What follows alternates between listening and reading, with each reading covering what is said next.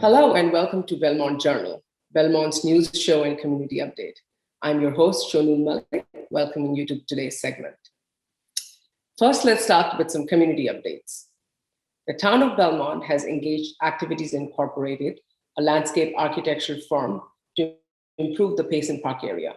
If you have any ideas on how to use the park and how to improve the area, please join in a public meeting being held on Wednesday, September 22nd at 7 p.m. More information can be found on town's website. The Belmont Fire Department has purchased 2 new battery-powered rescue tools, and unlike the earlier versions, which were powered by gasoline and were tethered by hydraulic cords, these are completely portable, quiet, and powerful. Belmont Select Board, along with the Human Rights Commission and the Diversity Task Force, are sponsoring a webinar series that will focus on bringing the town of Belmont and its people together. Men Belmont is a public forum to discuss race and inclusion in Belmont. The first series will be held on Tuesday, September 21st at 7 p.m. Joining me today are Kimberly Halley-Jackson, Vice Chair of the Human Rights Commission and Co-Chair of the Diversity Task Force, along with Adam Dash, Chair of the Select Board. Thank you both of you for being with us today. My first question is, how did this idea originate? What's the genesis behind this series that sort of will lay the ground hopefully for us? Any one of you could answer. I guess maybe kick it off. This forum coming up is actually the second of a series. We had a forum on race and inclusion back in February, I believe it was. So this is part 2 of that ongoing discussion, and then some great ideas came out of the first one. A lot of this came out of sort of what happened last year, the death of George Floyd and Henry Tapia locally, which sort of caused us to realize we needed to talk about race and inclusion in Belmont. It looks like after the second, our first conversation, there appeared to be a lot more people wanted to say, so we felt like we owed it to the community to have an ongoing series. Mm-hmm. I was curious, and maybe some others might be, that why the word meant. It almost implies something is broken. And I wondered if you wanted to share some thoughts on that. There has been a lot of change over the past couple of years, not only with COVID, but nationally. We're seeing more and more activism come across on both sides. And, if we're paying attention locally, it seems like people are sort of talking at each other instead of seeking to understanding or just listen. So the idea of this series would be to sort of bring people together where we can listen openly. And I'd say have a professional facilitator who we're bringing in like last time to have the conversation and have people speak in a way where they can hear each other, not just putting blasts on Facebook or, posting emails, but actually to have a productive conversation and everyone can hear everybody else's viewpoints. From the last forum, a lot of good things came out of it. I mean, the Diversity Task Force and the Equity and Inclusion Director at the schools, all of that came out of suggestions and discussions at the first forum. So we're looking forward to the second one. So is this first one, would it have a particular focus that you are hoping to address? Sort of laying the grounds, or? Well, I think the Men Belmont title, as you said, is really, it's not so much that things are broken, but as things I think unity would be important. I mean, Belmont's always been, even though we disagree, we're also generally, polite and together.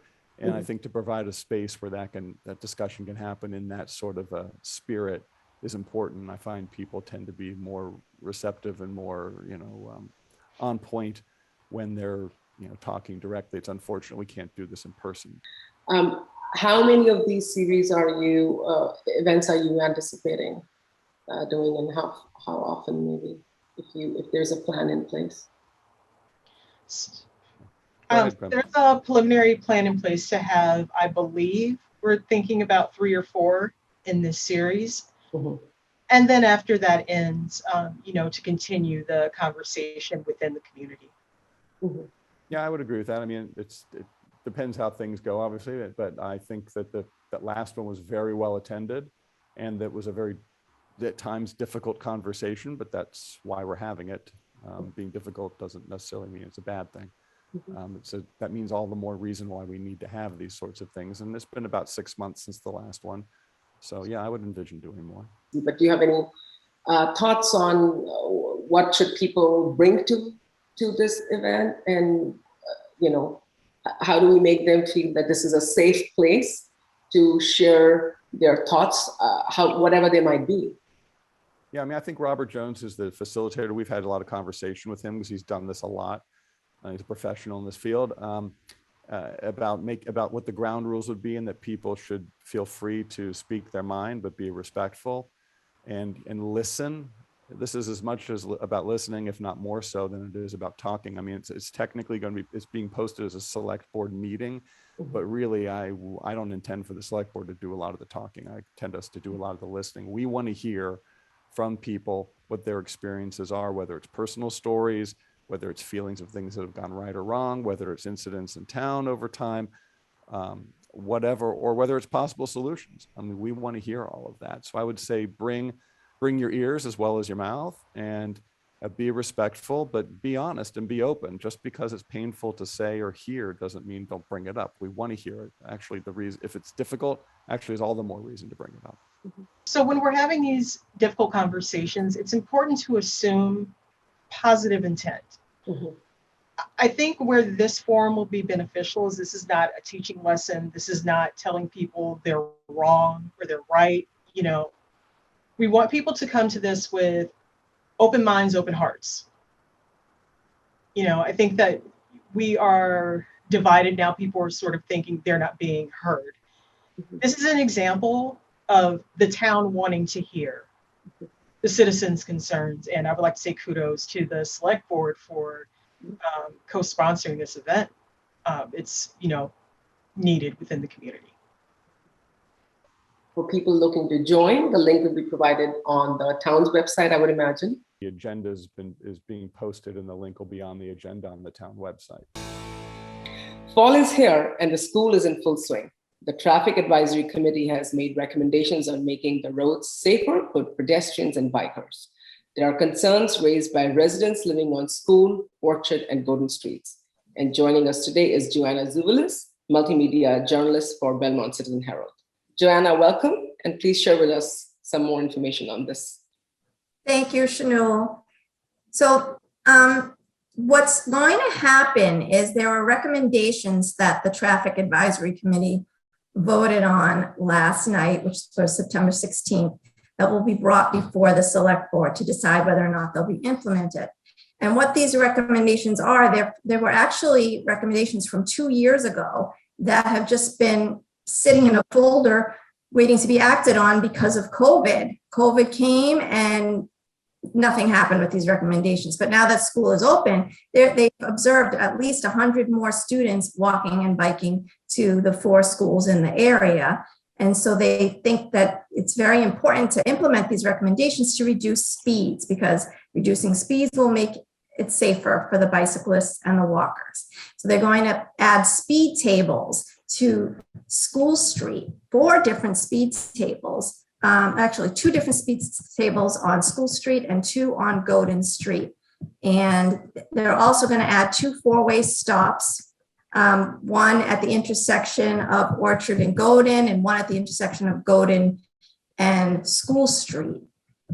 And they will, like I said, be bringing this before the select board. I'm not sure when. I know that on Monday, the 20th, the select board will be reassembling a high school traffic working group, because that also got disassembled during COVID. And it's very important to have residents in that neighborhood continue to monitor what's going on there, especially with the changes that have been made with the traffic light. And so just stay tuned. There'll be more on this, and you might be seeing speed tables added to School and Goden streets, as well as the 4-way stops at some point in the future. Thank you, Joanna. I believe there are also concerns raised by businesses and town residents about overflowing trash barrels. Can you share some more information on that? Right. I'm not sure about you, Shonool, but I've definitely observed overflowing trash barrels in Belmont Center and at the parks around town. It's a town-wide problem. And we've had this problem before. And when rats came, all of a sudden people were a little more extra cautious. Now the rats are kind of gone not around as much. And so people might have forgot how important it is to pick up your trash. And this is not just residents, but business owners as well aren't picking up pizza boxes left in front of their store. And so the select board on September 20th are going to develop a proposal. This will be on their agenda, what to do about the trash problem in Belmont, whether or not to implement fines or carry in, carry out procedure, or perhaps spend some town money on more pickups during the weekend. Mm-hmm. Mm-hmm. Thank you, Joanna. We also have news on Jeffrey Wheeler, who was a senior town planner for a long time.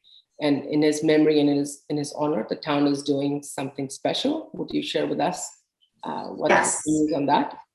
I think it's very special. On September 10th, they had a groundbreaking ceremony for a bench that will be installed in his honor on the town hall campus. For those who don't know, Jeffrey Wheeler was the town planner for over 26 years, and he died last December after a long, courageous battle with cancer. There was a beautiful ceremony with a lot of family and friends and coworkers gathered for this groundbreaking, for this bench, which will be located where his office window would have overlooked where it will be located on the town hall campus. And it will be engraved with the words, "Life takes you to unexpected places, love brings you home." And Belmont was Jeffrey's home.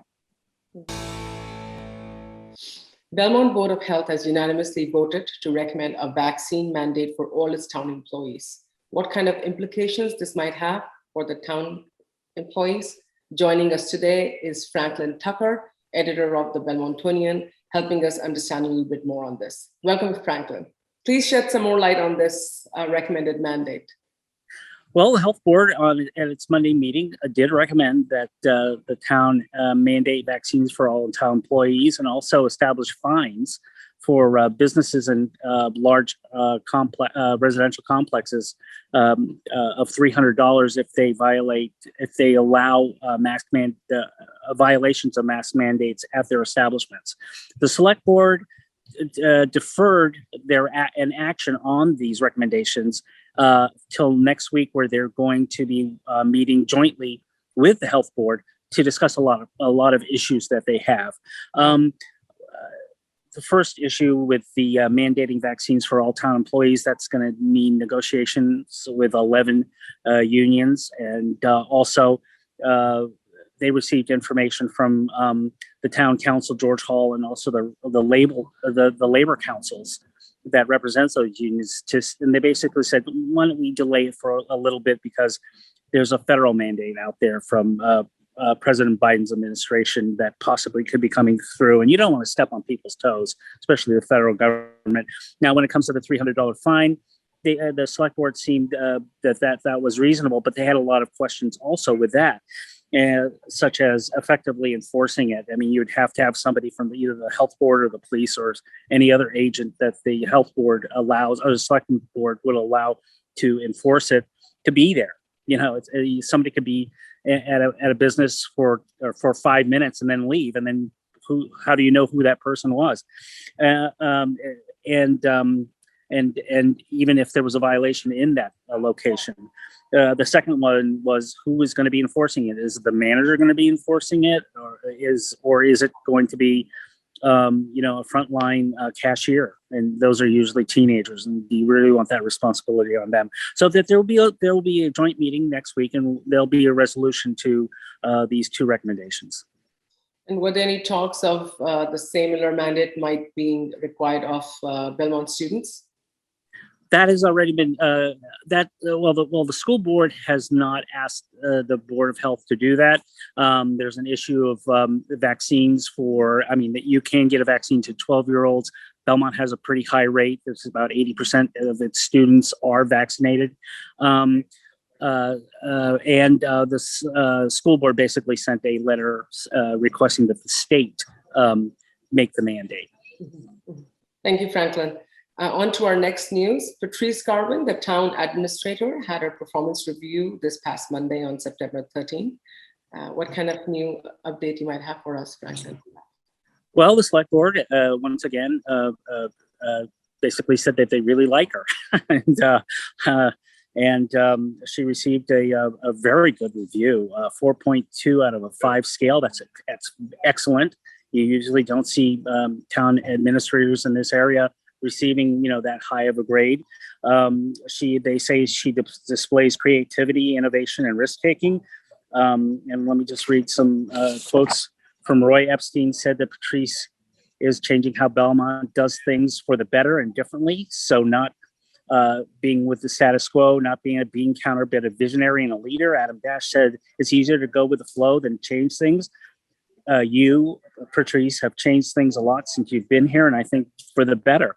They gave her a 1.5% increase, and now she's making $193,400. And I know that some people will criticize that amount, but then again, it's good to see that public servants who are doing a good job are being paid for what they're worth. And this payment and her salary is pretty much up there with the better town administrators in the area. Mary Kafrian is a Belmont resident and also a founder of Oknushun, a nonprofit organization that trains stray dogs into therapy dogs. And Belmont Media Center's Sharice Zurunian interviews her for Belmont Journal. Oknushun is a nonprofit. We're registered in Massachusetts, in the US, and in Armenia. And our work is mainly in Armenia. And we are working to train rescue dogs that were formerly street dogs in Armenia, because there's a big street dog population there, as therapy animals to work with populations in need in Armenia. All right, excellent. And maybe for those of us who don't speak Armenian, can you tell us a little bit about the name? Yeah, so Oknushun is a play on words that I made up. It mixes together 2 Armenian words. One is Oknutun, which means help, and Shun, which means dog. So it's a play on words in that we're helping dogs and we're also using dogs to help people. Tell us a little bit about yourself and how you got into this endeavor. Yeah, so I'm born and raised in the Boston area. I'm not from Armenia, but my Armenian identity has always been a really integral part of my life. I went to Armenian school through 5th grade. I went to Armenian church. I did Armenian dance, and everything kind of around my life was always Armenian. And so I knew that as I got older, I wanted to do something with Armenia, tying myself to Armenia. And so I also love animals and love dogs especially. And my dog personally was a big part of my life and really helped me with my mental health struggles. So I kind of knew the value in that from my experience.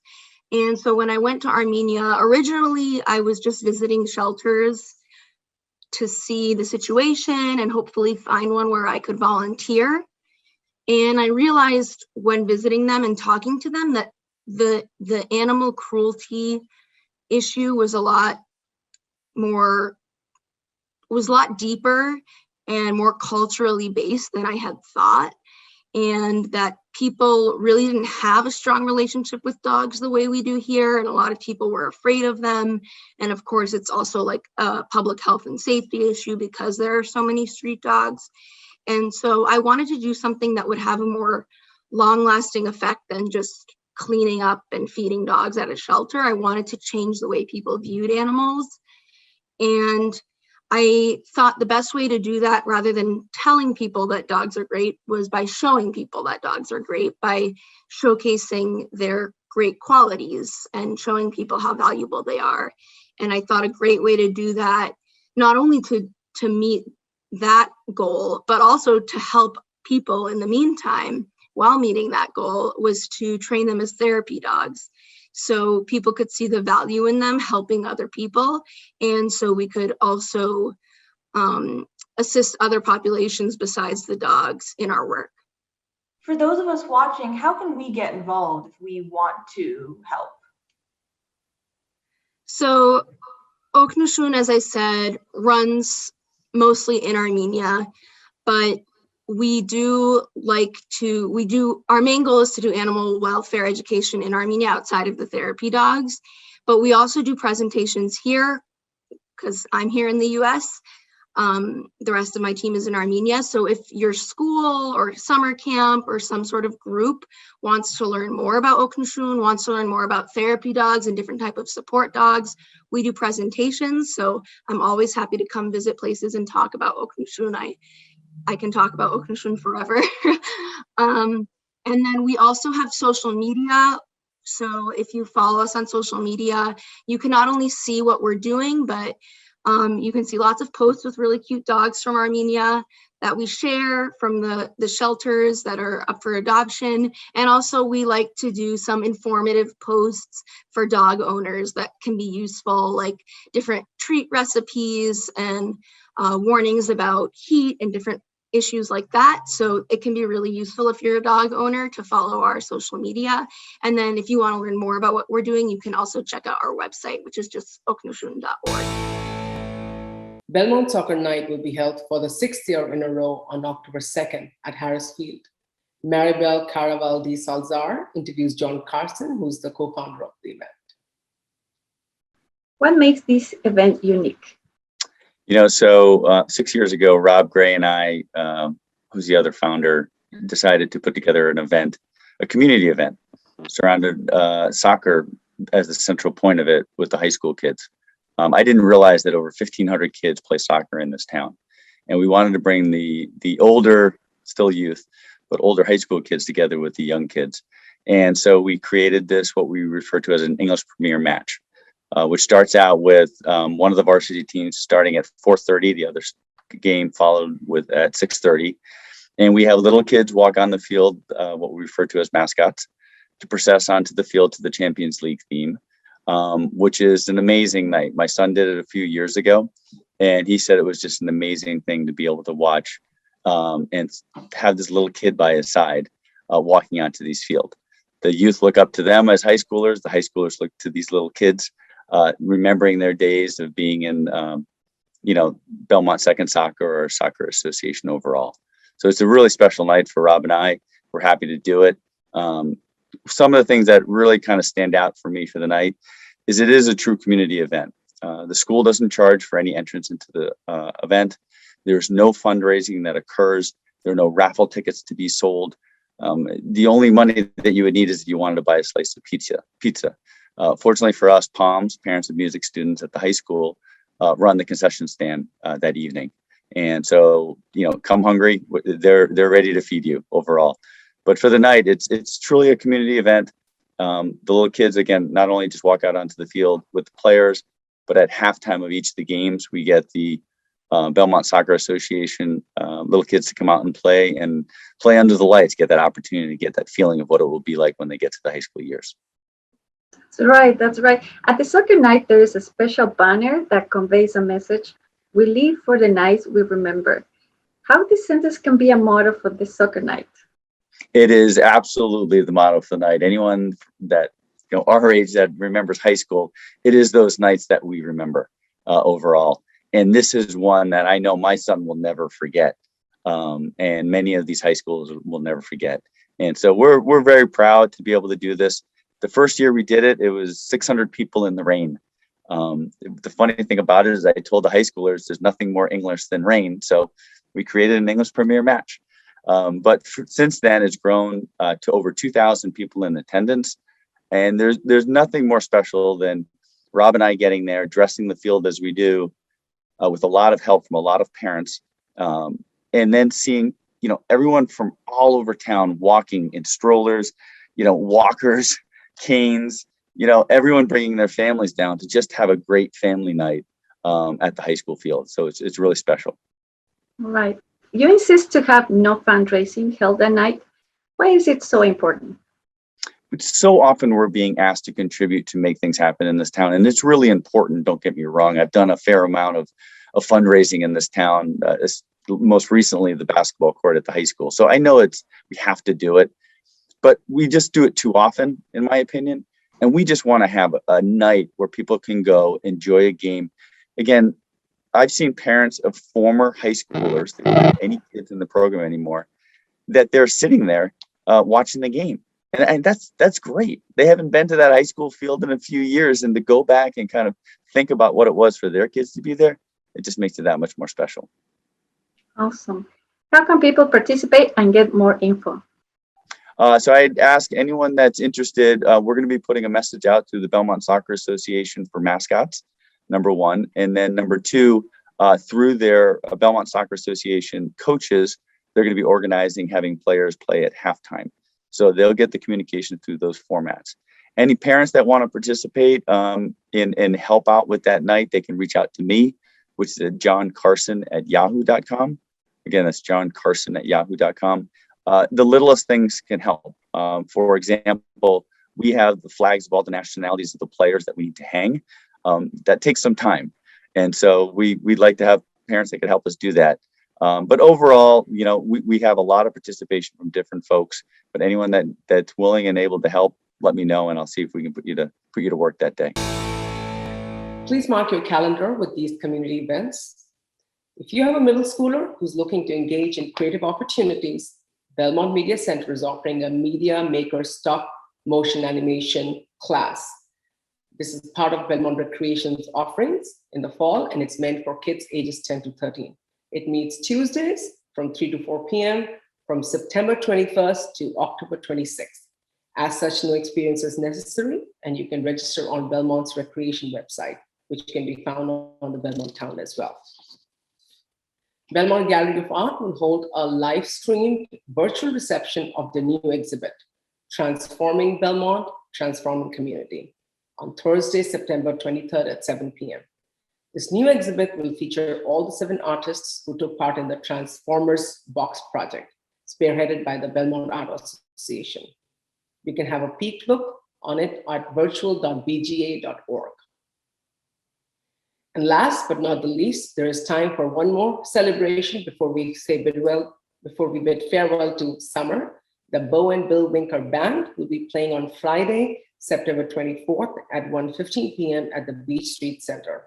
Bring your family, bring your friends, bring your neighbors for this musical afternoon. Light refreshments will be provided, and you can call 617-993-2976 to register. Event is sponsored by Bayada. Thank you. That's for it now for Belmont Journal. Join me next time, and this is your host signing off, Shonool Malik.